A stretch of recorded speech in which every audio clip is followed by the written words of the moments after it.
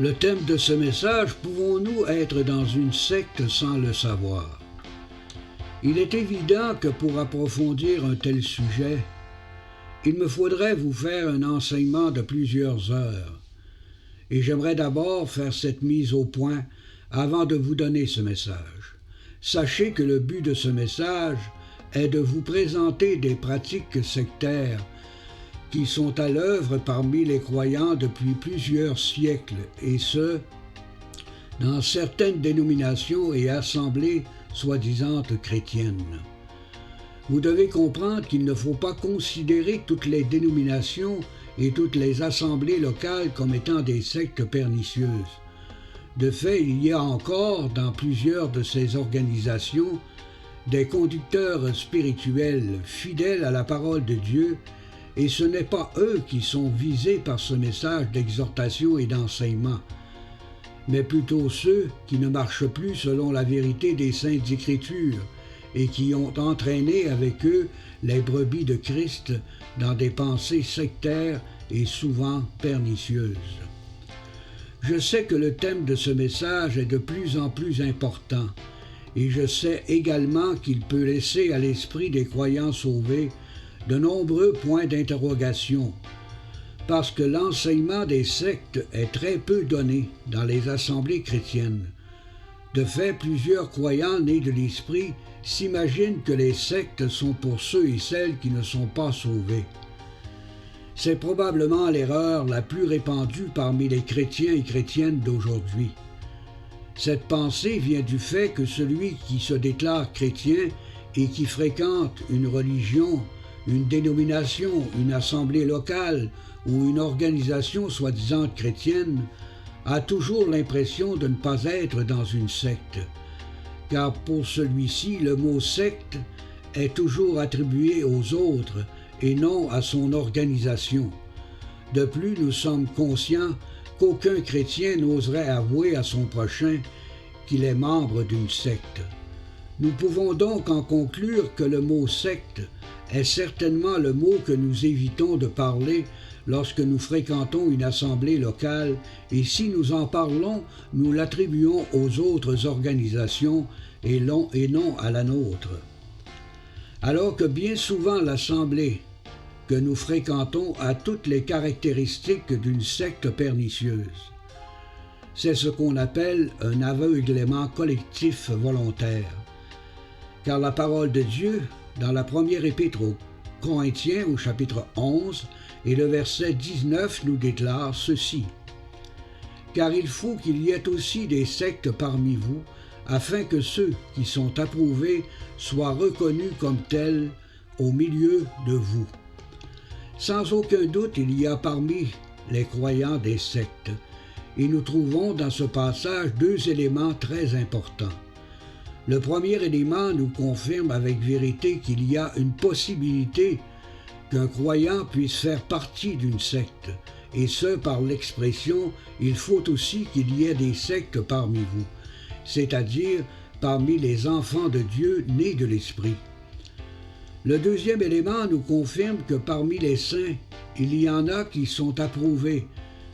C'est un fait que si un croyant sauvé est conduit par le Saint-Esprit et l'eau de la parole, celui-ci peut détecter rapidement ceux qui marchent selon l'Esprit et dans l'obéissance à la vérité.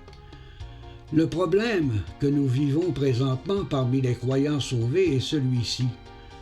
Comment savoir de nos jours si une organisation soi-disant chrétienne est sectaire?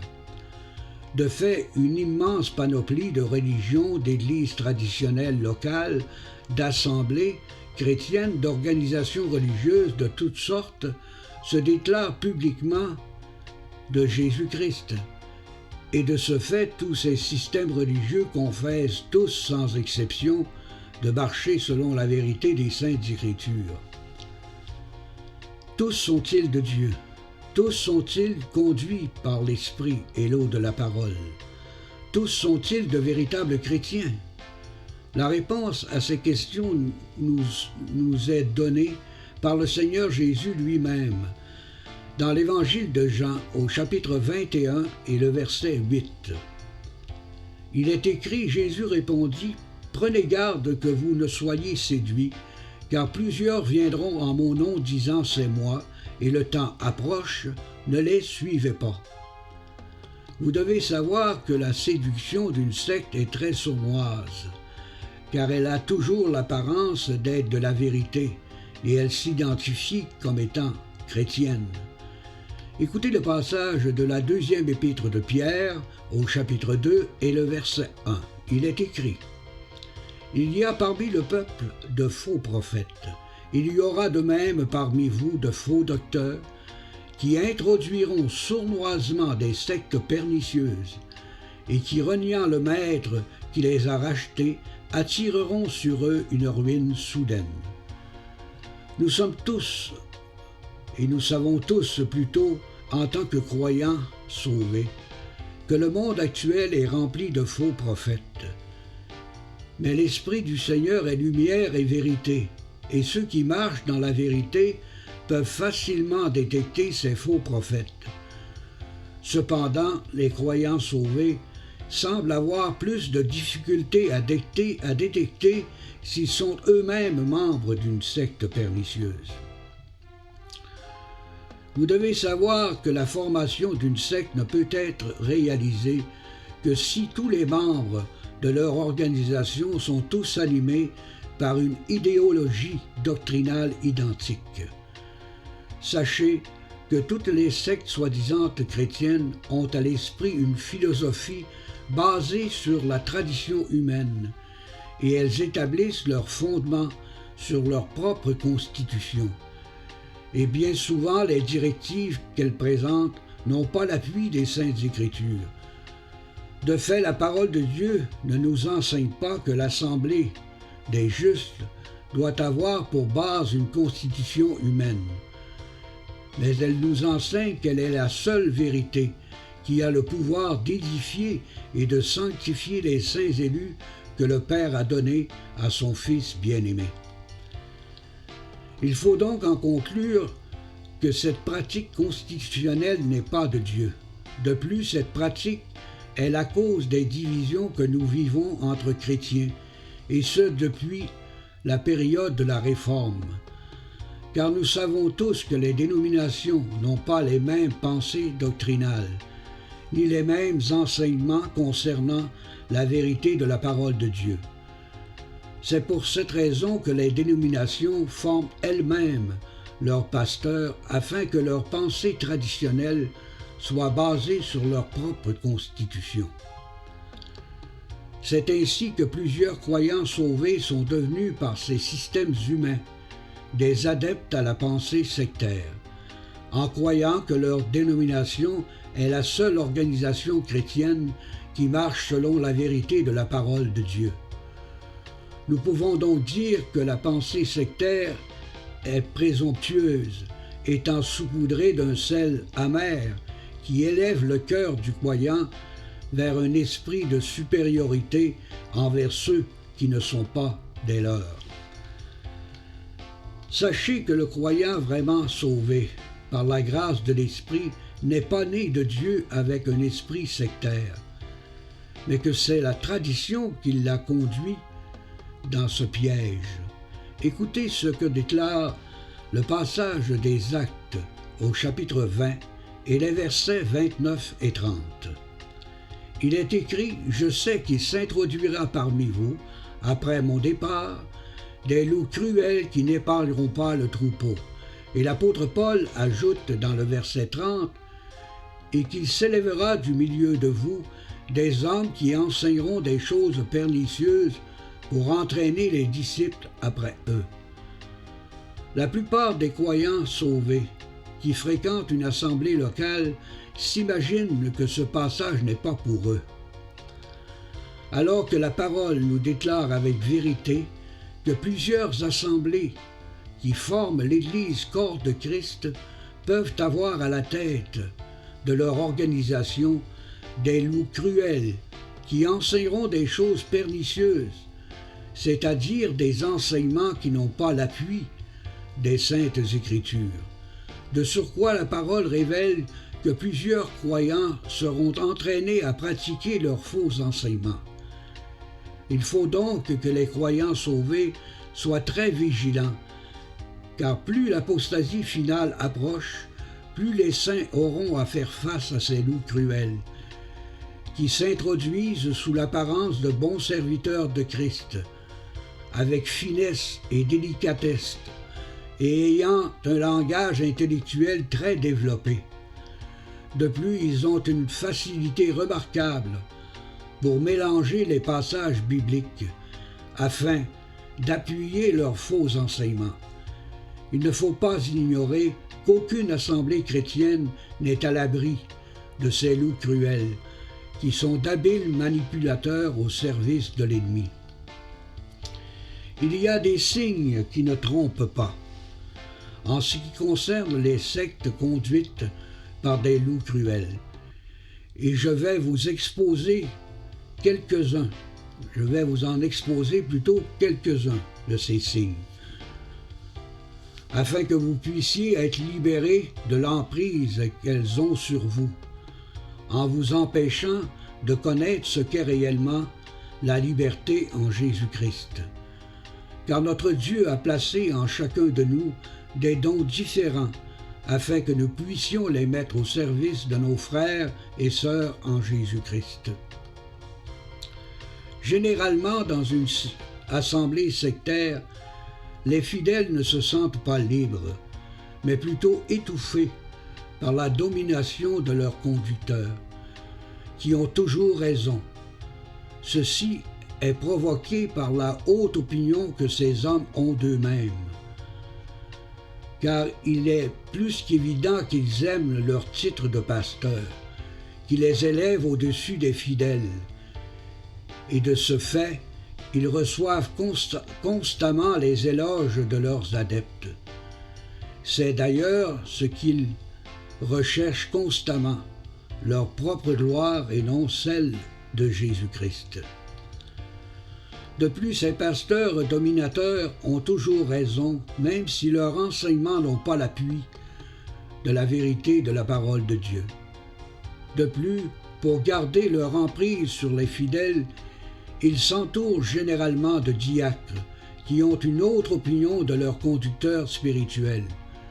Et malheur aux fidèles qui s'opposent à leur enseignement, car ils n'hésiteront pas à les mettre dehors de l'assemblée. Dans ce genre de secte, les fidèles ne peuvent s'exprimer et dévoiler les faux enseignements donnés par leurs pasteurs, car les fidèles craignent d'être mis à la porte par les diacres qui sont de fervents défenseurs et amis de ce pasteur dominateur et à la fois manipulateur. Vous qui écoutez ce message, soyez persuadés qu'une telle opération est une preuve certaine que cette assemblée est sous l'emprise d'une secte pernicieuse. Un autre signe qui ne laisse aucun doute à l'esprit en ce qui concerne une assemblée locale sous la gouverne sectaire. Généralement, les membres d'une telle organisation qui ont les moyens de donner de grosses dîmes sont toujours de bons amis du pasteur.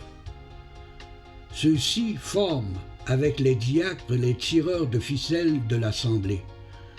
De plus, il est évident que ces personnes forment un clan visuel et très visible plutôt d'élite de l'assemblée, et que les fidèles doivent se soumettre à leurs décisions, à leurs directives sans dire un seul mot, et ce même si leurs directives ne sont pas conformes à l'enseignement de la parole de Dieu. Il est évident que ce genre de contrôle abusif sur les brebis de Christ ne laisse aucune place à l'épanouissement des dons spirituels, et soyez persuadés que ce genre d'assemblée est sans l'ombre d'un doute une secte pernicieuse sous le contrôle des hommes et non sous le contrôle du Saint-Esprit et de la parole de Dieu. Un autre signe qui nous dévoile le portrait d'une secte dominatrice et pernicieuse. Lorsque les membres d'une assemblée locale sont témoins qu'un frère, une sœur ou une famille chrétienne auraient un besoin pressant d'aide financière pour se nourrir et se vêtir convenablement, et que le pasteur et les diacres ne font rien et qu'ils ferment les yeux volontairement sur cette situation malheureuse. Mais le pasteur, cependant, n'hésite pas à se faire payer des voyages outre-mer, et ce, à même les dîmes ou les libéralités de ses fidèles. Tout ça dans le but d'augmenter sa propre crédibilité de prédicateur et de démontrer publiquement que son organisation est au service de l'Église universelle de Dieu. Ne serait-il pas préférable pour cette organisation chrétienne de nourrir et d'habiller leurs frères et sœurs en Jésus-Christ convenablement, plutôt que de nourrir la vanité de leur pasteur en lui payant des voyages outre-mer? Dans une telle situation, où est l'amour de Dieu, l'amour fraternel, l'amour de la vérité et la charité chrétienne? Le Seigneur a raison de nous dire que dans les derniers temps, la charité du plus grand nombre se refroidira. Un autre signe qui dévoile l'esprit sectaire. Si une dénomination ou une assemblée locale enseigne que le salut de Jésus-Christ peut se perdre, il est certain que cette organisation renie la rédemption parfaite de notre Seigneur Jésus-Christ et que cette secte pernicieuse détruit l'œuvre de Christ et la valeur précieuse de son sang qui fut versé pour le rachat de ses brebis. De plus, cette secte n'a aucune notion du pardon de tous les péchés des rachetés de Christ. Une telle secte n'a aucune idée de ce qu'est le salut en Jésus-Christ, qui délivre le croyant sauvé de la culpabilité du péché, de la condamnation éternelle, de la servitude et de l'habitude du péché, et que le croyant sauvé sera un jour délivré de ce monde de ténèbres par le retour de Christ pour venir chercher les siens. Une telle secte est sous le contrôle du diable, et si ses membres ne se repentent pas, ils périront dans les temps de feu, loin de la face de Dieu et de la puissance de sa gloire. Un autre signe qui dévoile l'existence de la présence sectaire au milieu d'une dénomination ou d'une assemblée locale. Si cette organisation met l'accent uniquement sur les miracles lors de leur culte ou de leurs soirées miraculeuses, et ce par l'imposition des mains de leur pasteur, une telle organisation a pour seul but d'aller chercher des personnes vulnérables, dans l'espérance de récolter des adeptes qui seront impressionnés de voir des personnes tomber sur le plancher de leur assemblée, et ce, par le langage barbare d'un pasteur qui utilise la méthode des hypnotiseurs dans le seul but d'impressionner leur auditoire. Jamais la parole de Dieu ne nous a enseigné qu'il y aurait des cultes uniquement réservés aux miracles. C'est donc une pure invention humaine, pratiquée par des hommes à l'esprit tordu, qui s'imaginent que les miracles sont une preuve que Dieu est avec eux. Il est vrai que Dieu peut encore faire des miracles, mais certainement pas de cette manière, car si un véritable disciple de Christ a le don des guérisons, celui-ci le fera en toute humilité et non pour impressionner son prochain. Ce genre de secte laisse l'impression à leurs adeptes que l'Église corps de Christ est une manufacture de miracles sur demande. Ces personnes ont-elles oublié les paroles du Seigneur dans l'Évangile de Matthieu, au chapitre 7 et les versets 22 et 23. Il est écrit: « Plusieurs me diront en ce jour-là, Seigneur, Seigneur, n'avons-nous pas prophétisé par ton nom? N'avons-nous pas chassé des démons en ton nom? Et n'avons-nous pas fait beaucoup de miracles par ton nom? Et le Seigneur ajoute dans le verset 23, « Alors je leur dirai ouvertement, je ne vous ai jamais connus. Retirez-vous de moi, vous qui commettez l'iniquité. » Ce genre de secte, en plus de séduire les personnes vulnérables et malades, ont une autre méthode pour attirer leurs adeptes, car leurs pasteurs s'entourent de musiciens et de chanteurs gospel qui font une musique très forte dans le but d'impressionner leurs jeunes auditeurs. Et croyez-moi, cela fonctionne très bien, car plusieurs se laissent séduire par les émotions humaines. Généralement, les personnes qui fréquentent ce genre de secte ne vont pas là pour entendre la parole de Dieu, mais pour vivre des émotions humaines très fortes. Et dès qu'ils quittent ce lieu, ils s'empressent de raconter à leurs prochains leur soirée miraculeuse.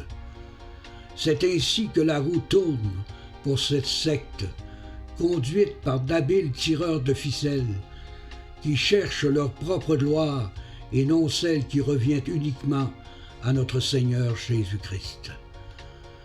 Sachez que toute religion, toute dénomination, toute assemblée, toute organisation soi-disant chrétienne, qui sont conduites par des principes hiérarchiques, sont de ce fait des sectes pernicieuses, qui ne laissent aucune place au développement des dons que le Saint-Esprit accorde à tous les saints sans exception dans le corps de Christ, son Église. De plus, toute organisation qui abandonne la vérité de la parole de Dieu pour satisfaire leurs penchants humains et ayant une forte tendance à démontrer publiquement leurs bonnes œuvres, il est certain qu'un tel agissement est alimenté par l'orgueil et la vanité des hommes. Croyez-moi, il y en a beaucoup de nos jours qui marchent dans ce genre de chemin très large, étant aveuglés par la tradition trompeuse des faux chrétiens. Il est évident qu'il y a bien d'autres signes pour détecter les sectes pernicieuses, et je suis persuadé que par la présence du Saint-Esprit en nous et par la parole de vie qui demeure dans notre cœur par sa sanctification, que le Seigneur délivrera ceux qui sont prisonniers de la dénomination des loups cruels, qui ont entraîné ces brebis dans bien des tourments, par leurs faux enseignements et leurs directives humaines qui n'ont rien de la vérité de la parole de Dieu, notre Père.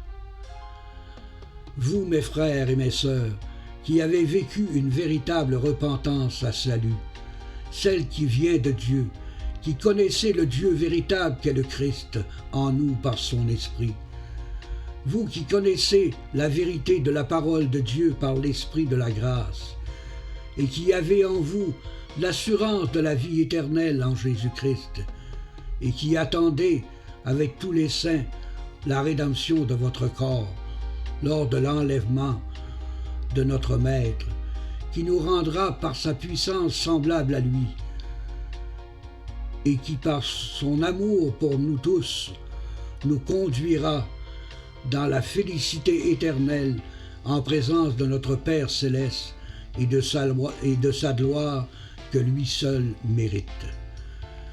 J'espère au fond de mon cœur que vous avez réalisé par ce message qu'aucun saint né de Dieu ne doit se laisser dominer par des loups cruels, qui ne pensent qu'à eux-mêmes et à récolter la gloire des hommes. Par leurs pensées sectaires et leurs enseignements qui sont basés sur des principes philosophiques, sur la tradition des hommes et non sur la vérité unique des Saintes Écritures. Priez votre Père et demandez-lui de vous conduire vers des frères et des sœurs qui vivent humblement, loin de ces organisations sectaires où il y a constamment des divisions, de la présomption, des calomnies, des jugements et des mauvais soupçons sur ceux et celles qui ne sont pas des leurs. Sachez que dans une telle position de domination, il n'y a aucune possibilité de vivre dans l'amour de Dieu, dans l'amour fraternel, dans l'amour de la vérité, dans l'unité des saints, en l'esprit de Christ et dans l'espérance du retour du Seigneur pour venir chercher les siens.